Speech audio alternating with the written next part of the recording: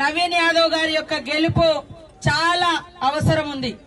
హైదరాబాద్ లో గత 2 సార్లు కూడా 3 సార్లు మరి గోపి అభ్యర్థిగా గెలవడం జరిగింది. మరి ఇప్పుడు మన అధికారం ఉంది, మన రేవంత్ రెడ్డి గారు, మన ప్రభుత్వం పేదల పక్షపాత ప్రభుత్వం. పేదలు కడుపు నిండా అన్నం తినాలని మరి బియ్యం, సన్న బియ్యం ఇస్తా ఉన్నారు. పేదిండ్లల్లో కరెంటు ఫ్రీగా ఉండాలని 200 యూనిట్లు కరెంటు ఫ్రీ వస్తా ఉంది.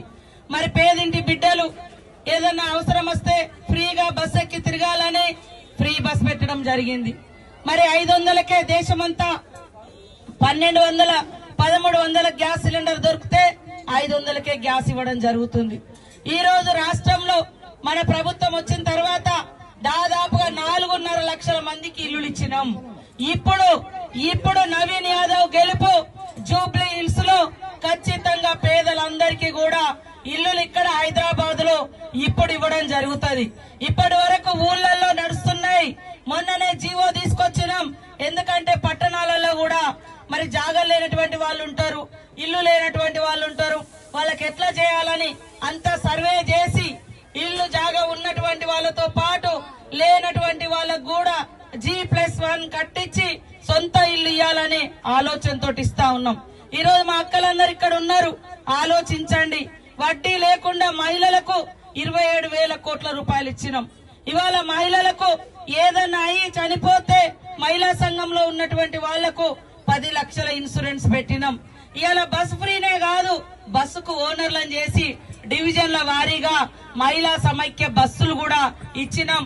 మరి ఊర్లలో కూడా బస్సులు కూడా మండల సమైక్యకు మహిళలకు ఉపయోగపడడం జరిగింది. కాబట్టి ఇప్పుడు వాళ్ళ అధికారంలో లేరు, అధికారంలో ఉన్నా కూడా వాళ్ళు అప్పుడు ఏం పని చేయలేదు వాస్తవానికి ఆ అభ్యర్థి. కాబట్టి ఈ రోజు పనిచేసే వ్యక్తి ఇక్కడ మనతోటే ఉన్నాడు.